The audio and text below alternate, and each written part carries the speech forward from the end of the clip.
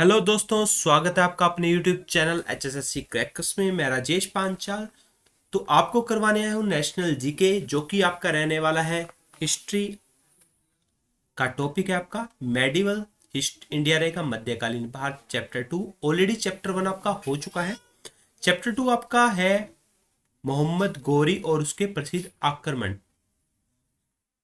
आपको इसका कंटेंट भी दे दिया जाएगा कि किस हिसाब से हम इसको करने वाले हैं। आपको एक शेड्यूल दिया जाएगा, यानी आपका एक शेड्यूल दिया जाएगा कि किस दिन कौन सी क्लास होने वाली है, क्योंकि जल्दी ही दूसरे टीचर भी आपके साथ जुड़ जाएंगे।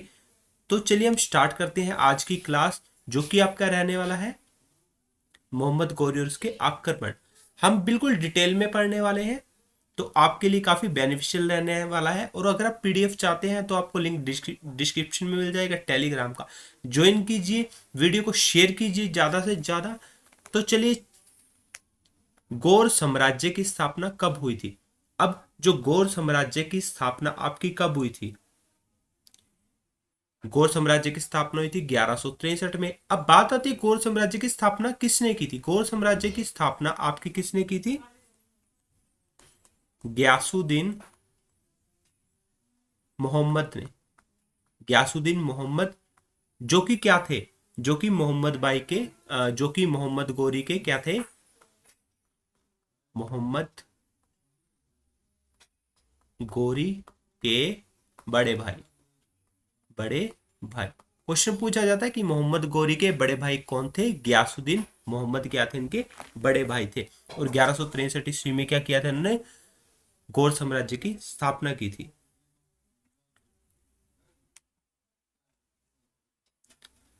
और अब आपसे पूछा जाता है कि मोहम्मद गोरी कहाँ का शासक था। ये आपका क्या है? मोहम्मद गोरी है। मोहम्मद गोरी कहाँ का शासक था? तो गौर वंश का शासक था। और जो शासक की बात की जाती है, तो मोहम्मद गोरी भारत में कब आया था? 1173 ईस्वी में भारत में आया। भारत में आया। और 1173 में ही क्या आया था? भारत में आया था। 1173 में ही 1173 में ही क्या बना था? शासक बना था। यानी गौर साम्राज्य के क्या बना था? ये शासक बना था। काफी इंपॉर्टेंट है, गौर साम्राज्य का शासक बना था 1173 में, अगर आपसे पूछा जाता है मोहम्मद गोरी।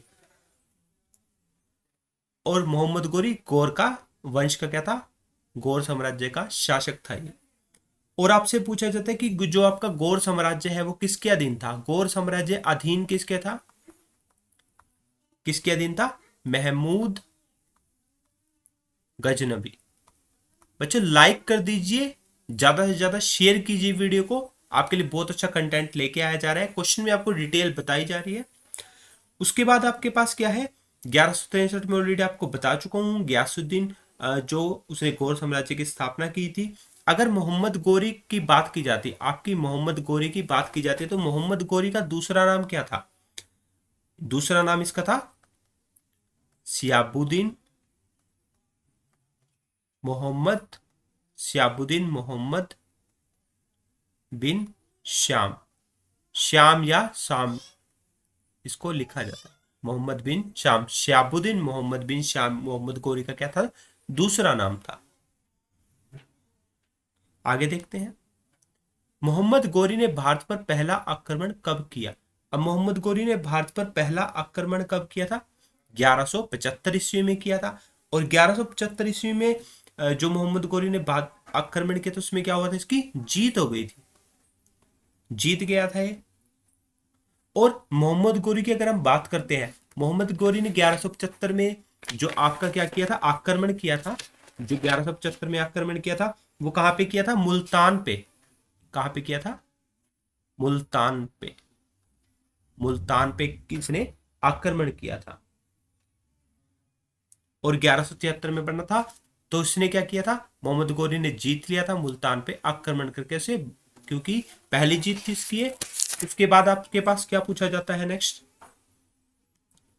मोहम्मद गोरी ने पाटन पर आक्रमण कब किया? अब मोहम्मद गोरी जो कि पाटन है आपका, पाटन आपका कहाँ पे पड़ता है? गुजरात में। पाटन गुजरात में था आपका। तो मोहम्मद गोरी ने पाटन यानी गुजरात पर कब आक्रमण किया था? तो 1178 ईस्वी में पाटन गुजरात पे इसने क्या किया था? आक्रमण किया था। और अगर वहां के शासक की बात करते हैं, वहां का शासक यानी पाटन गुजरात का शासक कौन था उस टाइम पे जिसके साथ इसने युद्ध किया था? तो शासक वहां का था भीम द्वितीय। भीम द्वितीय। और गौरी क्या हुआ था इस युद्ध में? गौरी की क्या हुई थी? हार गया था। मोहम्मद गौरी इस युद्ध में हार गया था। मोहम्मद गौरी ने पाटन गुजरात पर क्या किया था? आक्रमण किया। शासक वहां का था भीम द्वितीय जो कि बलशाली था काफी, और इसने मोहम्मद गौरी को क्या कर दिया था? हरा दिया था। काफी इंपॉर्टेंट क्वेश्चन है। 1178 में पाटन गुजरात पर इसने क्या किया था? आक्रमण किया था। और अगर बात करते हैं कि हारने की बात, तो मोहम्मद गौरी की पहली हार थी। पहली हार, उससे पहले वो जीता था, तो पहली हार भी इसे कहा जाता है। आगे देखते हैं। अब आता है तराइन का पहला युद्ध कब हुआ? तराइन के पहले युद्ध आई होप सबको पता होगा, 1191 ईस्वी में। अब तराइन का जो युद्ध था 1191 ईस्वी में तो हुआ था, किस किसके बीच में हुआ था? तो ये किस में हुआ था? मोहम्मद गौरी, मोहम्मद गौरी और पृथ्वीराज चौहान के बीच। पृथ्वीराज चौहान के बीच में क्या हुआ था? ये युद्ध हुआ था, तराइन का पहला युद्ध। और गौरी ने क्या किया था? चौहान पर, अगर गौरी की, मोहम्मद गौरी की बात करते हैं ना, तो उसने 18 बार आक्रमण किया। 18 बार आक्रमण किया किस पे? पृथ्वीराज पर। पृथ्वीराज पर, लेकिन ये 17 बार हार गया। 17 बार हार गया। 17 बार इसकी क्या हुई थी? हार हुई थी। और बात करते हैं पृथ्वीराज चौहान है जो तराइन का पहला युद्ध था 1191 ईस्वी में हुआ था। पृथ्वीराज चौहान का जो साथ है वो किस किस ने दिया था? पृथ्वीराज का चौहान, उनके नाना, यानी उनके नाना ने उनका साथ दिया था। और राजा जयचंद, जयचंद जो कि कन्नौज के क्या थे? नरेश थे, कन्नौज नरेश थे। और किसने साथ दिया? गोविंद राय, गोविंद राय जो कि कहां से थे? हांसी के राजा थे गोविंद राय। इन्होंने क्या किया था? इसका साथ दिया था। और क्या होता? पृथ्वीराज चौहान जो तराइन के पहले युद्ध में क्या किया था? हार। पृथ्वीराज चौहान तराइन के पहले युद्ध में क्या हुआ? जीत गया था। इसने मोहम्मद गौरी को हरा दिया था। तो क्या हुई थी? जीत हुई थी किसकी? पृथ्वीराज चौहान की। इसमें क्या हुई थी? जीत हुई थी। और तराइन की अगर हम बात करते हैं, तराइन वर्तमान में कहाँ पे है? ये करनाल में है। और इसका वर्तमान में नाम क्या है? तरावड़ी। तरावड़ी इसका वर्तमान में नाम है। नेक्स्ट देखते हैं। काफी इंपॉर्टेंट क्वेश्चन है पीछे। आपको क्या करना है? नोट्स बना रहे, वीडियो को शेयर करते रहिए ज्यादा से ज्यादा। राजा जयचंद की बेटी का क्या नाम था जिससे पृथ्वीराज चौहान ने शादी कर ली थी? अब पृथ्वीराज ने चौहान ने शादी कर ली थी राजा जयचंद की बेटी संयोगिता से। एक्चुअली से शादी नहीं की थी, इसलिए क्या था? हरण किया था। हरण किया। कहां से? कन्नौज से हरण करके ले गया था उसकी बेटी को। तो राजा जयचंद को क्या हुआ? बहुत ही ज्यादा गुस्सा आया। वो बदला लेना चाहता था। तो बदले के चक्कर में क्या किया राजा जयचंद ने, जो था मोहम्मद गौरी, उसके साथ हाथ मिला लिया। और मोहम्मद गौरी पहले से ही पृथ्वीराज चौहान का क्या था? दुश्मन था। और आपके पास तराइन का दूसरा युद्ध, इसी वजह से क्या हुआ? तराइन का दूसरा युद्ध हुआ। तराइन का दूसरा युद्ध हुआ। कब हुआ तराइन का दूसरा युद्ध? 1192 ईस्वी में तराइन का दूसरा युद्ध हुआ। लेकिन अब क्या था? जो मोहम्मद गौरी था उसके पास तो सेना होगी, क्योंकि जयचंद अकेला, जो जयचंद था ना, जयचंद आपका अकेले युद्ध नहीं कर सकता था। तो वो किसके साथ मिल गया? मोहम्मद गौरी के साथ। मोहम्मद गौरी के साथ मिल गया कि हम दोनों क्या करेंगे? दुश्मन है हमारा, इसको हम हरा देंगे। तो क्या किया था? इसने अपनी सेना, जयचंद ने मोहम्मद गौरी को दी। तो इनके पास क्या हो गया? मोहम्मद गौरी और जयचंद ने मिलकर इसके साथ युद्ध लड़ा। लेकिन इनके पास, मोहम्मद गौरी ने जब तराइन का दूसरा युद्ध लड़ा तो इसके पास 2,20,000, 2,20,000 क्या थे? सैनिक थे। जबकि जो आपका पृथ्वीराज चौहान था उसके पास पृथ्वीराज चौहान के पास कितने थे? 3 लाख, 3 लाख के अप्रोक्स सैनिक थे इसके पास। लेकिन क्या था, लेकिन रीजन क्या था? जो मोहम्मद गौरी था उसके जो सैनिक थे वो रात को भी युद्ध कर सकते थे, और पृथ्वीराज चौहान के जो सैनिक थे वो रात को युद्ध नहीं कर सकते थे। और इसमें क्या पूछ लिया जाता आपके पास, और इसमें क्या था, इसका दरबारी कवि था पृथ्वीराज चौहान का, क्या दरबारी कवि था? चंद्रबरदई, चंद्र बरदई, जो कि इसका एक तरह से दोस्त भी होता था।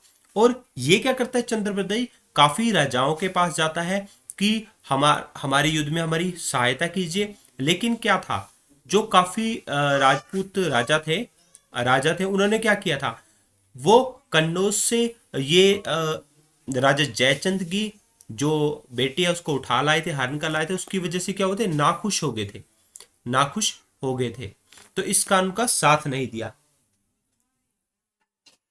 तो जिस कारण क्या हुआ, इसका रीजन क्या हुआ, त्राइन का जो दूसरा युद्ध था उसमें पृथ्वीराज चौहान क्या हो गए थे, हार हो गई थी। इसी कारण उनकी क्या हुई, हार हुई थी। और हार का एक और बड़ा कारण ये भी कह सकते हैं कि जब पहले युद्ध में पृथ्वीराज चौहान ने मोहम्मद गौरी को हराया था तो उसकी सेना सकुशल वापस लौट रही थी, तो पृथ्वीराज चौहान ने उनका पीछा नहीं किया उनको मारने के लिए। तो इस वजह से ये दोबारा इकट्ठे होकर इन्होंने क्या अपनाई, अपनी जो सेना बनाई और फिर युद्ध करने आ गए थे मोहम्मद गौरी और राजा जयचंद मिलके। आगे आपसे देखते हैं पृथ्वीराज चौहान का दरबारी कवि, मैं आपको ऑलरेडी बता चुका हूं चंद्रबरदई, जो कि इसका काफी अच्छा मित्र भी था।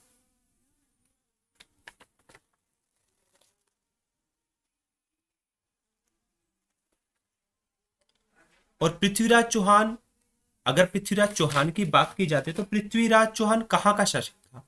अजमेर का शासक था पृथ्वीराज चौहान। और जो आपका त्राइन का युद्ध होना था, त्राइन का युद्ध होना था वो आपका कहां पे निश्चित किया गया था? पहले दिल्ली में, लेकिन वो दिल्ली में नहीं हो पाया।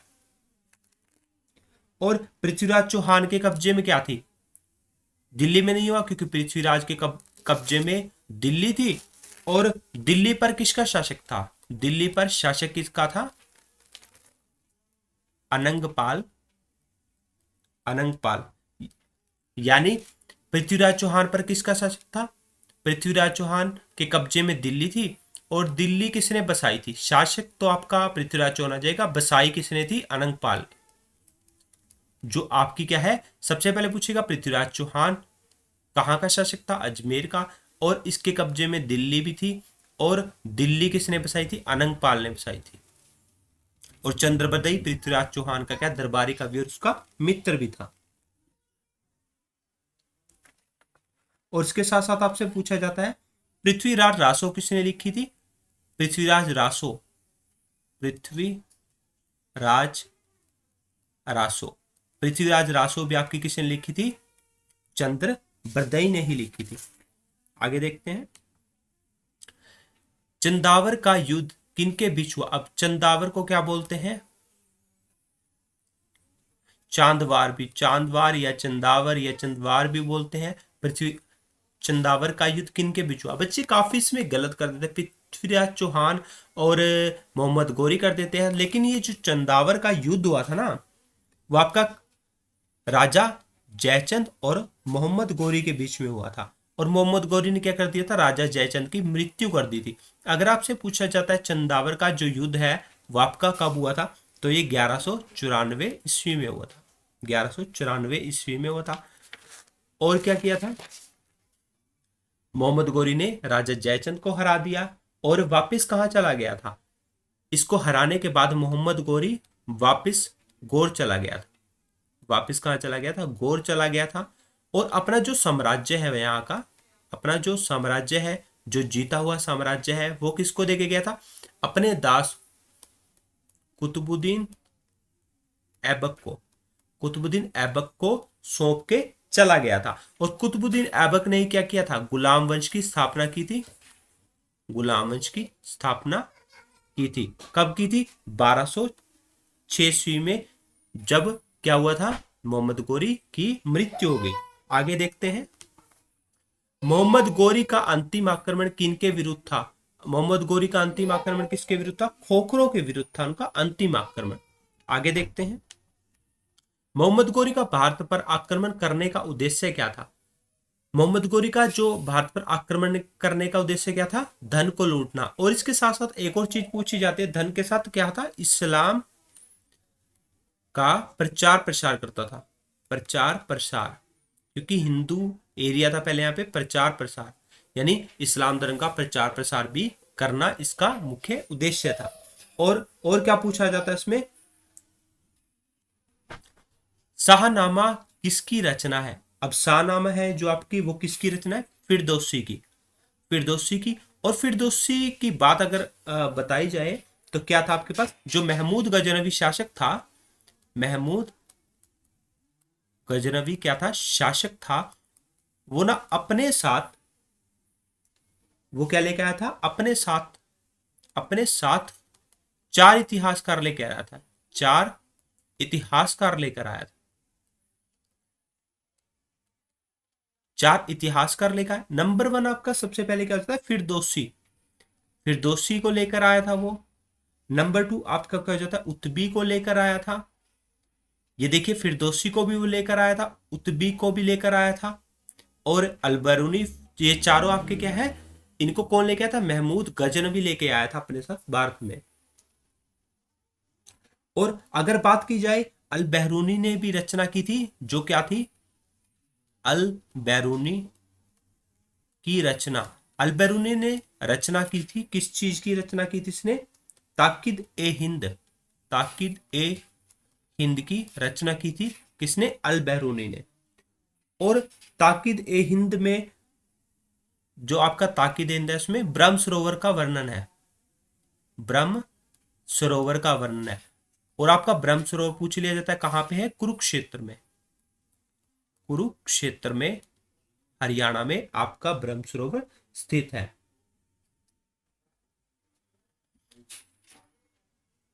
शाहनामा, फिरदौसी, अलबरूनी के बारे में डिटेल बता दी गई। आगे देखते हैं। मोहम्मद गोरी के सिक्कों पर क्या छपा होता था? अब मोहम्मद गोरी के सिक्के पर मां लक्ष्मी और कलमा, यानी एक साइड माता लक्ष्मी की तस्वीर होती है, दूसरी साइड इसमें कलमा छपा होता था। आगे देखते हैं। मोहम्मद गोरी का दास कौन था? मोहम्मद गोरी का दास कौन था? कुतुबुद्दीन ऐबक, जो कि उसका काफी वफादार था। और जब मोहम्मद गोरी गौर वापस गया था, राजा जयचंद को हरा के जितना भी साम्राज्य था वो कुतुबुद्दीन ऐबक को देके चला गया था, जिसके बाद इसने गुलाम वंश की स्थापना की थी। गुलाम वंश की स्थापना की थी किसने? कुतुबुद्दीन ऐबक ने।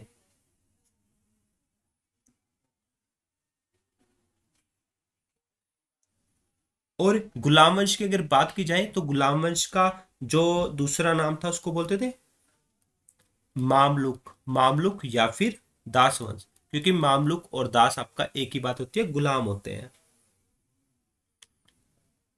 नेक्स्ट आपके पास मोहम्मद गोरी की मृत्यु कब हुई थी? अब मोहम्मद गोरी की अगर मृत्यु की बात की जाए तो 15 मार्च 1206। काफी एग्जाम में 12/6 पूछा जाता है, तो 15 मार्च 1206 में मोहम्मद गोरी की क्या हुई थी?